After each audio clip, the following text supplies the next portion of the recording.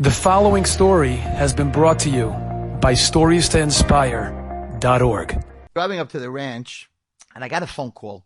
And I don't take calls that say the word private, because if you're blocking your number, I don't really know why you're calling me. But it's a long ride. It's 2.5 hours, and it was private, and it was someone trying to reach me for it. I thought it was them, and I picked up the phone. And this woman's on the phone. She says, Rabbi Wallerstein, you told a story a long time ago. I have to tell you what happened from that story. I'm like, okay, well, which story? I already forgot the story. I haven't said it in 10 years, 12 years, 15 years. She said, you know, there was a story about this woman in the Lutz ghetto. And she had a little daughter, 9 years old. And she used to go out of the Lutz ghetto and work in a bakery. And every day she'd come back, but if you smuggled any bread into the Lutz and they caught you, you were killed on the spot. You were judged and then you were killed. One day, the neighbor in this ghetto, they were all starving. They had like 9 kids. And the mother came over to her and said, you know, you go to the bakery. My kids are dying. They need food. They're dying. Could you smuggle something for us? She said, you know, if I get caught, they're going to judge me and kill me. But you know what? I'll do it for you. The kachaya, she went and she smuggled bread. And the Nazis caught her. And they said, okay, what they used to do, because the Red Cross used to show up every once in a while, so they would make a fake court scene, and there'd be a judge who would be a Jew, and there would be a prosecuting lawyer that would be a German, and there would be a defending lawyer that would be a Jew, and they would have this case. And of course, the judge who was the Jew was told, you better find her guilty or you're going to die, always. But it looked like they were being fair. They were masters at this. Anyway, they take her in front of the courtroom, and her little 9-year-old daughter's with her. She's standing next to her. And there's a clerk that writes everything down. The Germans kept amazing records. So they write every single thing down. And the judge says, okay, prosecutor. Well, we caught her smuggling 6 breads in for her daughter. And you know the rule is anyone caught smuggling, punishable by death. And the death was done with sticks. They beat them till they were dead. They didn't just shoot them. They beat them. So the defense lawyer got up and said, well, to the woman who was accused, tell them what you told me, that you didn't smuggle it for your daughter. You smuggled it for the next door neighbor. Maybe the judge will have some mercy on you. She stands there. Every time I say this story, I'm cry inside because I see her standing there in the Lutz ghetto. Nothing. Defense, she doesn't say a word. And the defense lawyer says, this woman's telling me this story. I didn't tell the story for maybe 15 years. And the defensive lawyer says, we'll call her Miriam. Miriam, you have a chance now to say something in front of the judge. You know that if you don't defend yourself, you're going to die a terrible death.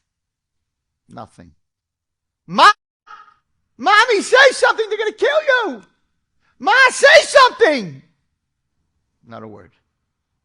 Daughter's looking at her like, what? Well, if you have nothing to say, guilty. Take her outside and beat her to death. And they made the daughter watch the beating. And they beat this poor Jewish woman. They broke every bone in her body.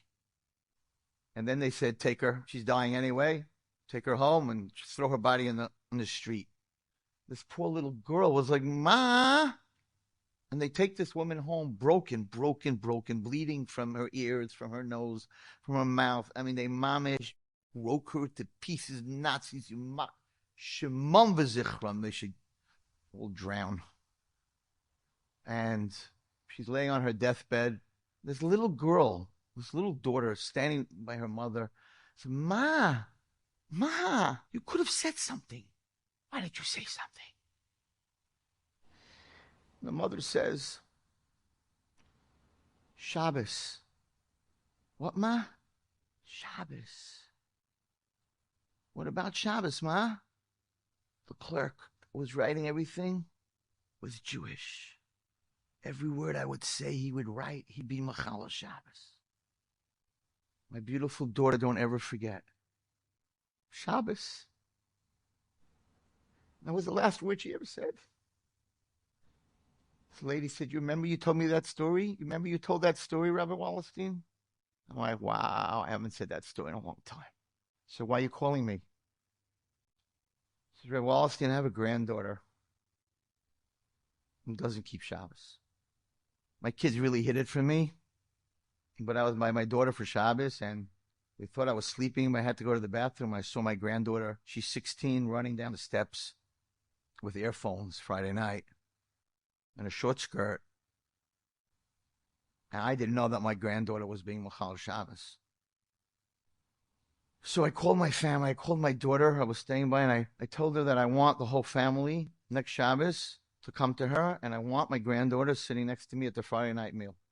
And this granddaughter put on a show. She didn't want her grandmother to know that she wasn't keeping Shabbos.